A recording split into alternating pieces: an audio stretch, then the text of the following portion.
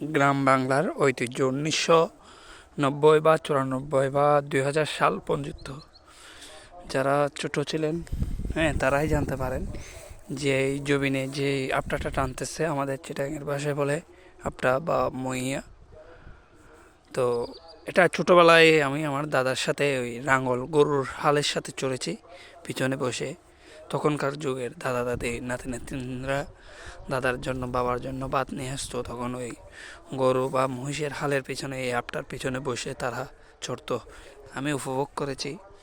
আমার মতো কে কে উপভোগ করেছেন তারা কমেন্ট বক্সে জানাবেন, কমেন্ট করে জানাবেন এটা কি বলে হয় আপনাদের ডিস্ট্রিক্টে এবং আমাদের চিটাগাঙে মইয়া বা আপটা দিয়ে হ্যাঁ, গরুর হালের চারানা বলা হয়। এখনকার ছেলেরা তার জানে না এবং কেউ জানে না এটা কি।